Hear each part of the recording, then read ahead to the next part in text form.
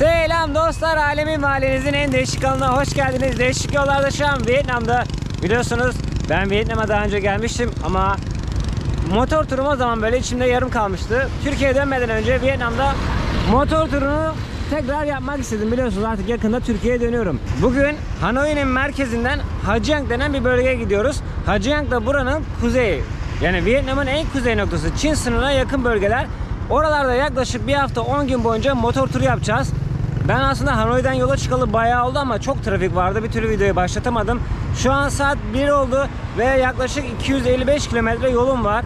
Ama yolda motor turunda burada en çok zorlandığım şeyden bahsetmek istiyorum sizden. Google haritalara göre geliyorsunuz. Sonradan diyorlar ki bu yola motor giremez.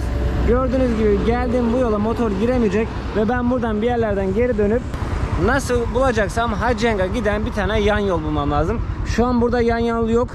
Bu yol içerilere giriyor. Öbür tarafta yan yol yok, şehre gidiyor. Bu kadar yolun ne kadarını geri döneceğim bilmiyorum ama şimdi gidip alternatif bir yol bulacağız. Motorun yasak olmadığı. Evet, heyecanlıyım. Tekrardan o çok güzel doğası, güzel Vietnam'ın kuzeyini gezmeye başlıyoruz. Hemen size motorumu tanıtmak istiyorum arkadaşlar. Motorumun plakası bu. Böyle Honda Wave 110 cc'lik bir motor. Yarı otomatik vites. Yani ben şey yapıyorum. Gazdan elimi çekiyorum, şuna basıyorum. 1 oluyor, 2 oluyor, 3 oluyor, 4 oluyor. Şuna da vitesi küçültüyorum. En son bir daha basınca boşa alıyorum. Basit kullanması.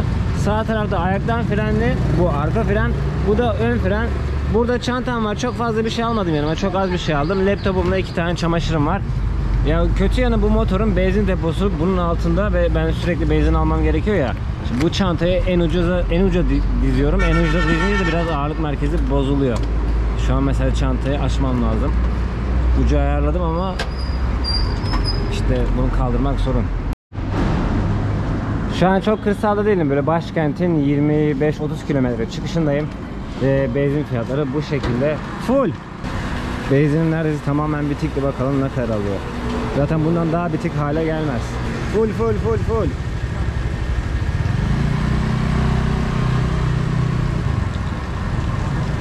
Yani bir seferde benzine vereceğim maksimum para bu. 65.000. Evet, bu çantayı sök çıkar yapmadan açtım, kapadım.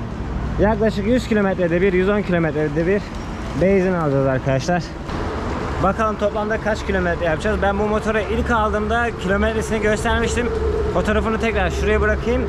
Şu ana kadar ben 11 gündür Vietnam'dayım ama çok fazla gezmedim. 54.860 kilometre ile devam ediyoruz. Herhalde daha ben 250-300 kilometre yol yapmışımdır. Belki biraz fazla. Evet, ilk molamızı verdik. Benim ön takımda bir sıkıntı var gibi ya.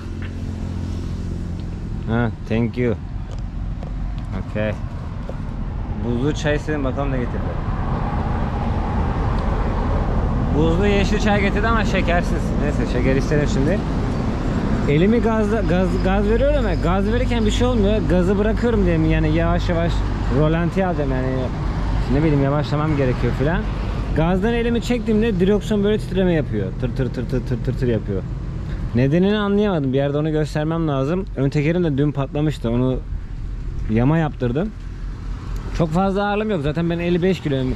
5 kiloda yüküm var. 60 kilo gidiyoruz. Gaza bastım mı uçuyor motor. Genelde 60-70 gidiyorum. Yani 90-100 gider belki ama 90 yok abi. 90 tehlikeli. Yani en baba 70-75. Gideceğim hız bu olur ama ben genelde 60-70 arası gitmeye çalışıyorum. Kaskım bu. Meltem Hoca'nın kaskının aynısını istedim. Motor da zaten Meltem Hoca'nın motoru. O bir şey de bırakmıştı içine, işte yağmurluk falan filan. Ben kullanacağım şimdi onun bu motor turunda. Çantamın dedim 2 tane çanta var, göstereyim size. Birisi sadece elektronik, ufak bir çantam var. Onda da sadece 2 tane kıyafetim var.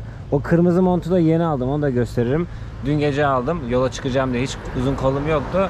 400.000 Vietnam Dong'unu aldım. O da ne yapıyor işte 320-330 TL. Ama böyle Gore-Tex gibi çakma, North Face, hani marka gibi gözüküyor ama arkadaşlar burada öyle satılan ürünlerin hepsi çakma. Size yok bunlar orijinal falan filan diyenler varsa, benim arkadaşım dahi olsa yalan söylüyor. Öyle gidip de Türkiye'de 3.000-5.000 liraya satılan orijinal ürünü burada 300-500 liraya, 1000 liraya da alamazsınız. Lisanslı ürünler abi uluslararası piyasada belirlenen bir fiyatı var, ona satılıyor. Ama bazı çakma ürünler A kalite diyebiliriz. Ama yine birebiriyle aynı kalitede değil. Có nhiều rồi. Là cái gương cát thôi, không phải cái gì đâu. Evet. Gương cát đấy, gương cát. Gương á. Cái gương bố gương hết cát. Gương cắt. Şerefsiz ya. Đi Düz yolda önüme çıktı. Burnum kırıldı şu an. Cái gương của cái Yo, no, no, no. Cái này cái gương của cát.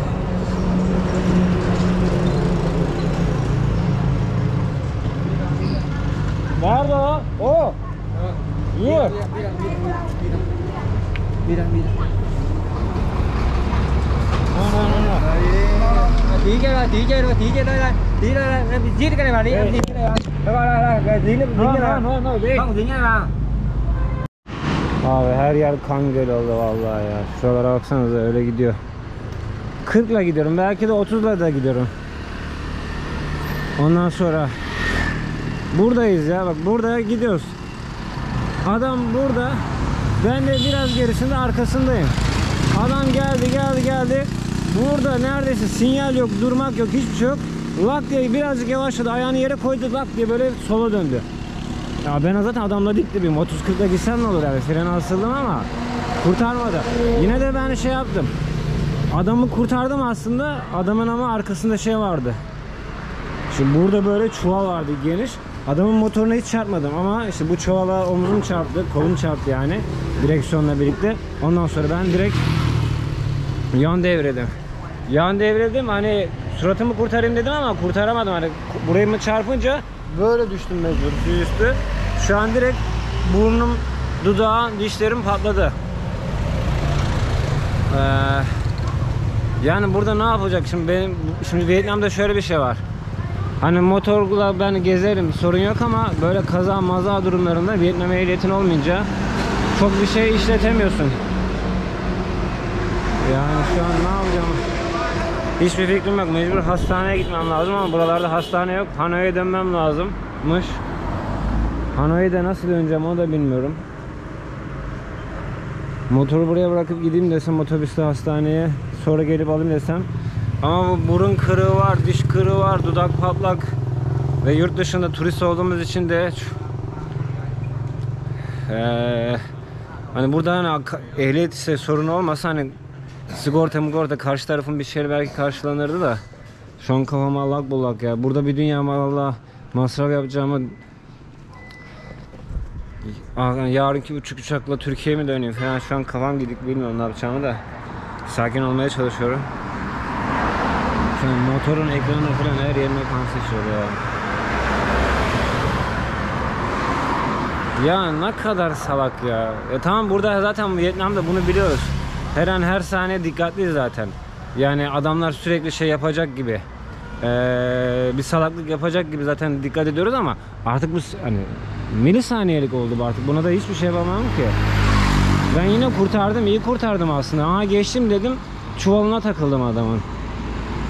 Allah'tan 20-30'da gidiyordum yani çok bir şey olmadı. Yoksa 60-70'te gidiyorken olsaydı böyle sürüklenir giderdim. En fazla ben şey işte yani şurada ne kadar yürümüşüm? 1 metre, 1,5 metre falan yürümüşüm sadece. Şuradaki çizgi. Şuraya, tam buraya patlamış burnum, ağzım. Yani motor şimdi sıkıntıları vardı, hallettiler burada da.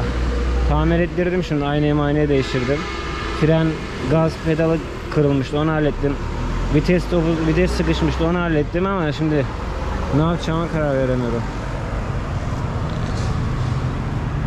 Oha, burnum şişmiş. Annemi de görüntülü arayacaktım, kaç gündür konuşmuyorduk. Ne yapacağım ben şimdi?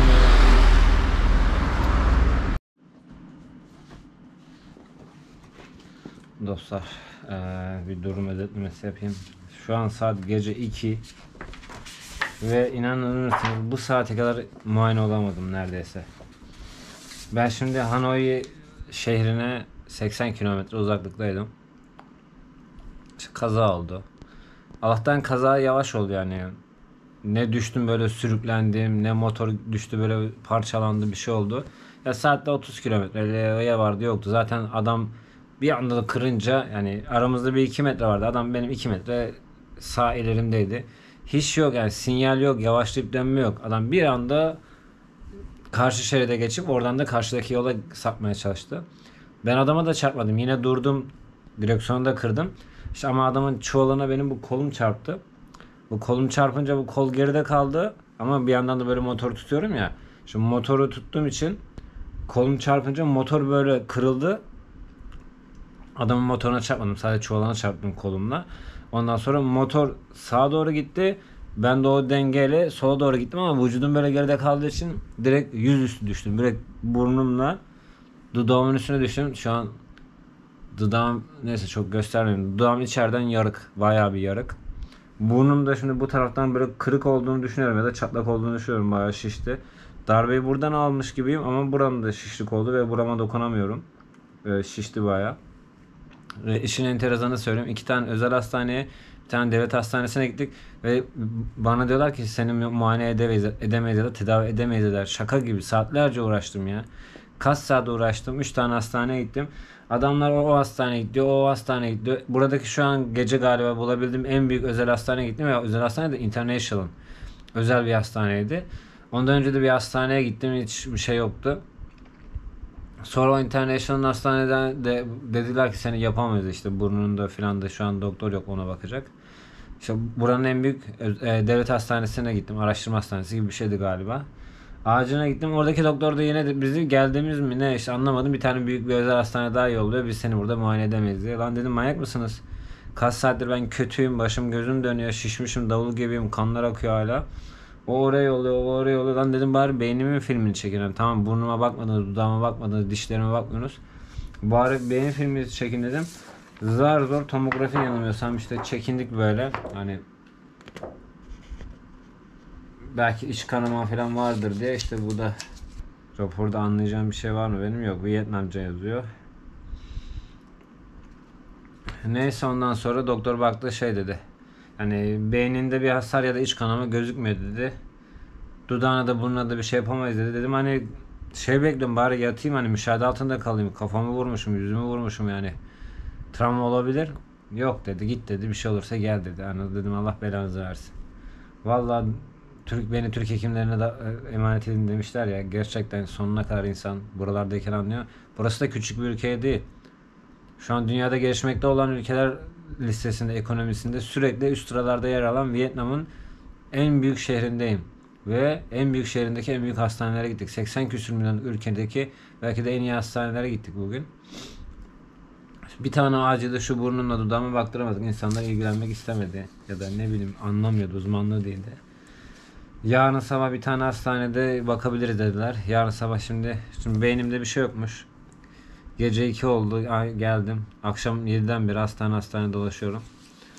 Şimdi 2 saatte bir alarm kurdum. Beni yatırmadılar var ben kendim müşahede alacağım. İşte noodle aldım ya da dışarıdan yemek yemedim de. Noodle da yemedim gerçi. 2 tane yoğurt aldım. Şimdi onları yedim. Bol bol da su içtim. Ondan sonra 2 saatte bir alarm kurdum. Gece kendimi yoklayacağım. Yarın da tekrardan hastanelere gideceğiz. Kısmet abi bazen ne diyelim yani bazen işte üst üste geliyor olaylar böyle. Çok saniyelik bir şeydi ya. Yani ne diyebilirsin ki arkadaş? Adam benden daha çok korktu. Ben orada 1,5-2 saat oturdum hani o anki travmayı atlatmak için. Adam ayrılmadı başımdan. Motorumun kırılan parçaları vardı. Tamir ettirdi, parasını verdi. Adam ben suçluyum ben sebep benim falan diye bayağı da mahcup oldu. Hatta adam benden daha çok panik yaptı. Millet daha çok panik yaptı. Ben ilk bir an sinirlendim ama ondan sonra sakinleştim artık olan oldu diye. Adam benden daha korktu ama suçlu ama yapacak bir şey yok. Olan bize oldu. Neyse şimdilik iyi geceler. Yarın sabah toparlayalım şu suratı. Eğer burunda kırık var ve ameliyat derlerse Türkiye'ye döneceğim. Ama bu burunda bir şey yok. Şişmiş sadece derlerse. Dudağa da 2 dikiş atarlarsa şey yapacağım. Burada kalacağım 3-5 gün. Sonra Laos'a geçeceğim. Orada 10 gün kalacağım. Ondan sonra Tayland'a geçeceğim. Planım böyleydi zaten de biraz hızlandıracağım. 20 güne de Türkiye'ye dönerim artık. Bir şeyler bu kadar üst üste olumsuz gidiyorsa bir mesaj vardır artık demem lazım. Gideyim Türkiye'ye 3-5 ay dinleneyim. Ondan sonra Afrika'ya gideriz. Hadi iyi geceler. Son halim bu. Her yerim şişti baya. Ağzım burnum dağıldı ya. Bu tarafım da şişti şimdi. Gece 2 saatte bir uyandım, kendimi check ettim. İnsan yalnızlığın ne zor şey olduğunu işte tek başınayken anlıyor. Kafa travmanız var. Ne olacağını kendinize bilmiyorsunuz, el alemin ülkesindesiniz. Kimse size sahip çıkmıyor. Bir otel odasında acaba sabah görebilecek miyim diye. Tek başınıza kendinizi kontrol ediyorsanız işte bu yalnızlıktır. Yalnızlığı seviyoruz ama yani insanın da hayatında sevdikleri, sevdiği mutlaka olmalı. Böyle anlarda daha iyi anlıyorsunuz. Dün gece sabah kadar bunu düşündüm. Evet, yalnızlık güzel, yalnızlığı seviyoruz ama insanın hayatında birileri de olmalı, sevdikleri olmalı. Tabii ki karşılıksız sevdikleri. Şimdi dün gece hiçbir yerde yer yoktu. Dün gece cumartesi gecesiydi ve herkes Hanoi'ye geliyor eğlenmek için ve bütün hosteller doluydu. Şimdi bugün pazar, belki bugün geri dönerler. Şimdi merkeze gideceğim, oradan daha uygun fiyatlı bir yer bakacağım. Eşyalarımı yerleştireceğim, ondan sonra da gideceğiz, hastaneye gideceğiz. Dostlar selam. Son halim bu şekilde. Yani ne çektim ne çekmedim bilmiyorum kaç gündür ağzım burnumla uğraşmaktan. Ama şu an kazadan sonra 3 gece oldu, bu 4. gün. İşte röntgendi, işte beyin filmiydi, hepsini çekindim. İşte burunda kırık yok. Dudakta büyük bir yarık var ama yapacak bir şey yok. Bu burnum böyle biraz daha şişecekmiş. Şimdi indi, ben buz tedavisi yapıyorum. Biraz indi ama yine de şişecekmiş. Gözlerimin içi morarabilir dedi. Korkmana gerek yok dedi doktor. Yani yüzüne yapılacak hiçbir şey yok. Yani şanssız bir düşüş olmuş dedi. Hani müdahale edecek, dokunacak bir şeyimiz yok dedi ama lan bir pansuman yap şu kolundaki yaralara, berelere falan. 2 tane tentürtür bile sürmediler. Gerçekten abi berbat bir sağlık sistemi var. Hem özelde hem devlette. Böyleydi. Şimdi ben 3 gündür burada dinlendim. Yani Türkiye'ye dönmeyi de düşündüm arkadaşlar. Bir dünya uçak parası var. Yani şöyle söyleyeyim. Bir hafta 10 gün içerisinde dönmeye kalksam bir dünya para. Zaten benim bir hafta vizem var. Kendimi de biraz iyi hissetmeye başladım. Bugün gittim sabah Laos vizesine başvurdum. 1 milyon donga vize aldım. Hemen verdiler. 3 saat sonra gittim, vizemi verdiler. Ben de şimdi o motorla gitmeye çalıştığım bir yer vardı ya, ben Vietnam'ın kuzeyine gitmeye çalışıyordum, kaza yaşadık. Şimdi burada sıkıldım. Bu hostelde arkadaşlar burada konaklamak 10 dolar, 15 dolar, 12 dolar, 13 dolar. Hafta sonları daha pahalı ve çok kalabalık, bir sürü insanlar var. Dışarısı hep bar, böyle gürültülü, müzikli yerler falan. Ben böyle yerleri sevmiyorum, eğlence etraf her yer. Yemek yemeye gidiyorsun, başın şişiyor falan. Yemekler pahalı. Ben de işte şimdi otobüs tuttum. Otobüse bineceğim. Otobüsle o motorla gitmeye çalıştığım yere gideceğim. Kaza yaptım ya yolda. 300 kilometre falan yol gideceğiz. Şu an akşam kaç? Saat 8'de otobüsüm kalkacak. Yanılmıyorsam 8 saat sürecekmiş otobüs. Yataklı bir otobüse gideceğiz. Sabah köyde olacağız. Ondan sonra biraz size o köyü gösteririm. Ben gideceğim, orada bir hafta dinleneceğim. Ondan sonra da Laos'a gideceğim. O bir haftada da benim suratım iyileşir. Laos'u gezebiliriz. Bir aydır Vietnam'dayım. Hiç Vietnam gezemeden neredeyse Vietnam'dan çıkıyor olacağız ama yapacak bir şey yok. Vietnam'daki vizem galiba 22 gün mü 24 gün mü neydi? Bu Vietnam'ı gezmek bize nasip olmadı. Geçen sefer de Asya'da gezemedik. Bu sefer de gezemedik. Kısmet olursa bir gün bir daha geliriz. Biraz sonra yatak otobüs maceramı da size gösteririm. Ondan sonra videoyu bitiririz. Evet, vakit geldi. Şimdi yine pavyon bastılar. Seneler sonra tekrardan yola koyuyoruz. Otobüsün girişine böyle ayakkabınızı çıkartıyorsunuz. Size bir tane poşet veriyorlar. O poşeti yatağınızın yanına koyuyorsunuz. Ya bu Avrupalılar da ne kadar çok konuşuyor ya. Evet, paketledik. Okay. Which one is it? Oh, no. Up to me. He pointed out specific ones. I think the next one. Burada bizim olsun.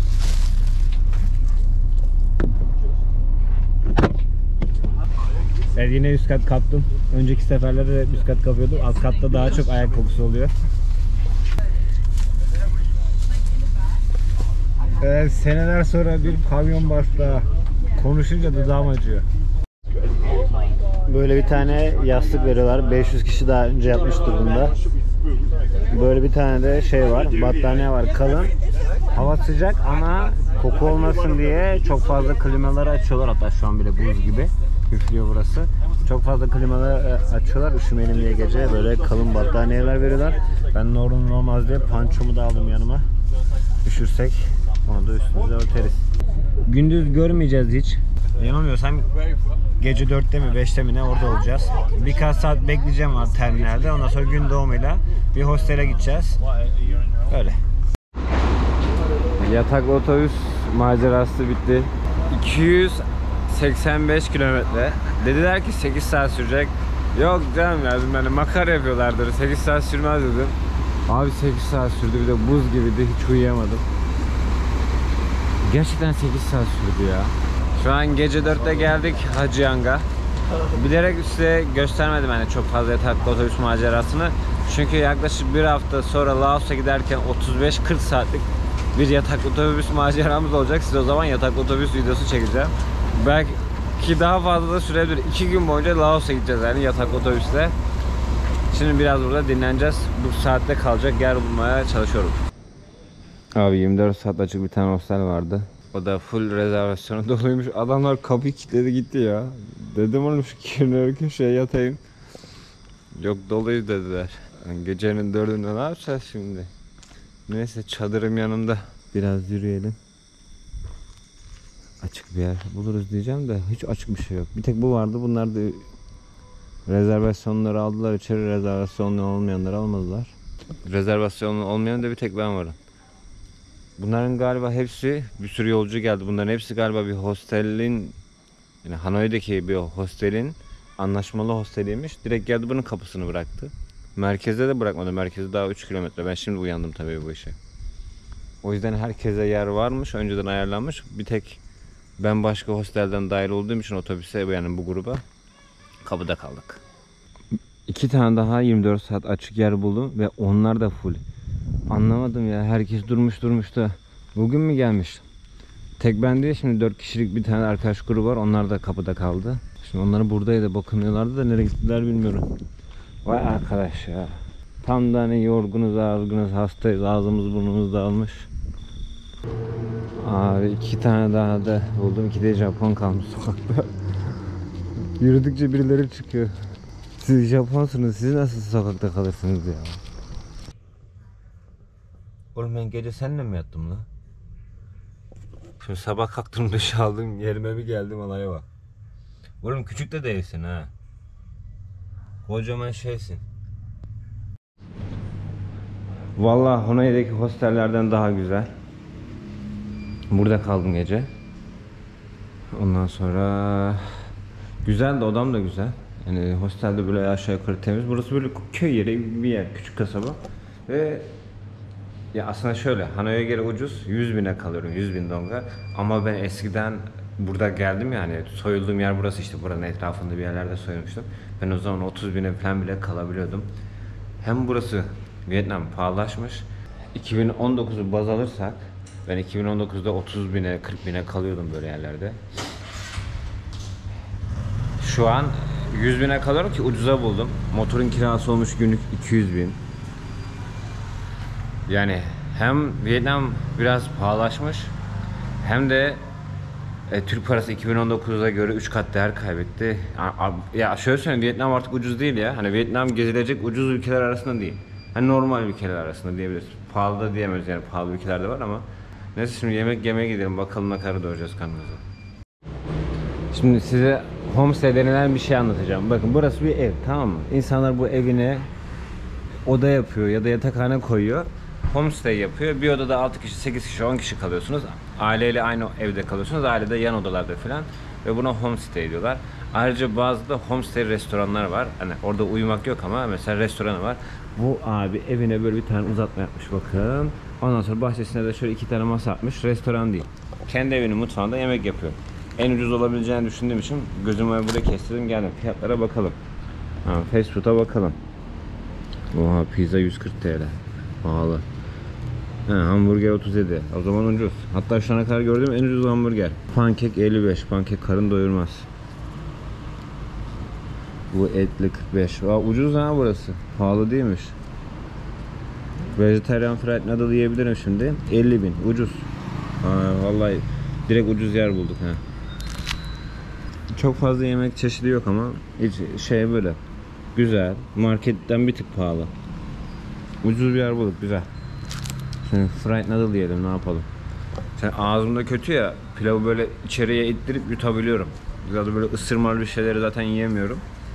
Kola da içemiyordum kaç gündür, yakıyordu ama biraz yaram kurudu gibi. Bir kola içmeye deneyeceğim, çok canım çekiyor. İçemediğim için demek ki vücut istiyor. Abi güvenemedim, kola içemedim ve ilk defa geçen Vietnam'a gelişimde de bu Vietnam'da kendi de denemediğim bir şey gördüm.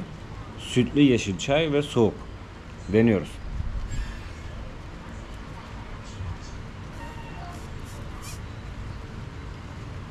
Deneyemedik.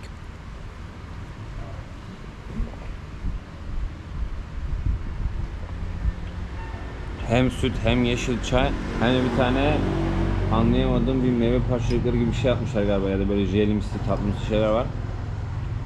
Şekerliyle arası iyi olmayanlar için kötü ama ben sevdim. Yeşil çay tadı da geliyor, süt tadı da geliyor. Selam dostlar. Artık videoyu bitireyim. Kaç gün oldu bilmiyorum kaza yapalı. 5. gün mü 6. gün mü ne? Zaten vizem de bitmek üzere. 5 günüm kaldı. Ben de 4-5 günlük motor kiraladım arkadaşlar. Aslında yola çıkmak istediğimiz yerdeyiz şu an. Hani ben buraya gelmek için kaza yaptım. Buraya gelirken kaza yaptım daha doğrusu. Sonra o motorun aslında hala kirası devam ediyordu. Ben full time kiralamıştım. Ama o yolu, aynı yolu bir daha gelmek istemedim. Bir yandan da motor fobisi oluşsun da istemedim. Düşün, kaza yapmışım motorla. Motor atlayıp hastaneye gittim. 2 saat 3 saat motorla. Ben ki eskiden motordan korkan bir insandım ama kaza yapmama rağmen dedim ki Mehmet şu an binmezsen fobi oluşur. Ne olur ne olmaz dedim. Bindim geldim. Ondan sonra Hanoi dedik biliyorsunuz. Hastane arkadaşlar, hemen şu hastane işini özetlemek istiyorum.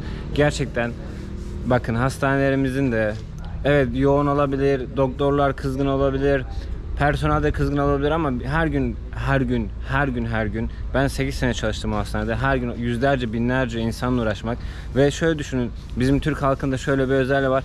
Herkes kendini özel sanıyor. Herkes kendi çocuğunu önce halledilsin istiyor. Herkes kendi hastalığını farklı zannediyor. Herkes kendisine özel ilgi gösterilsin zannediyor. Ve bir doktorun ya da bir personelin karşısında her gün böyle yüzlerce, binlerce ve yıllar boyunca insan geldiğini düşünün ve her insan tahammülsüz. Belki eşinizle kavgalısınız, belki işinizde kızgınsınız, belki halletmeniz gereken şeyler var, ona yetişmeye çalışıyorsunuz. Bütün sinirinizi hastanede gelip çıkartıyorsunuz. Onlar da insan, biz de insandık. Biz de ister istemez bazen tepki verebiliyoruz. Ondan sonra işte hastalara ya da hastalar doktorlara ya da personellere kötü davranabiliyor. Kötü personel yok mu? Tabii ki. Ya hepsi, her şeyin kötüsü var yani. Ev hanımının da kötüsü var. Eşin de kötüsü var. Ne bileyim, tornacının da kötüsü var. Kötü her yerde kötü ama işte hastanede, biz hastaneye gidince direkt aklımızda şu kafayla gidiyoruz psikolojisiyle. Ya doktorlar işte böyle zaten artist, yok personel zaten havalı falan. Ondan sonra en ufak şeyden adamlara karşı, Türk doktorlarına ya da Türk hekimlerine ya da Türk sağlık personellerine karşı tepki gösteriyoruz. İnanın Türk sağlık sistemi gelişmiş. Belki biraz eksiğimiz mutlaka vardır. İşte randevular uzun saatlidir, uzun aylıdır. Onlar inşallah düzelir. Onlar biraz teknik konular. Ama bence hastanede girdim 2008 yılıyla istifa ettiğim 2017 yılı arasında 9 sene değil 30 sene fark vardı. Yani biz 8-9 sene çalıştım hayatımda, sağlık hayatımda. Biz resmen Türkiye olarak gerçekten yani hakkını da verelim. Eleştirdiğimiz yerde de eleştiriyoruz. 25-30 sene atladık. Ama bizim milletimiz, adam ya acile gitmiş, niye ya şuramda bir kaşıntı var, niye acaba ya, bu için acile mi gidilir ya, acil işler için gidilir, adam her şey acile gidiyor, ondan sonra acile kavga gürültü bir şeyler başlıyor. Neyse, ben buraya gittim, özel hastaneye gittim, devlet hastanesine gittim, 2 kere gittim, 3 kere gittim, 5 doktora gittim, 10 doktora gittim.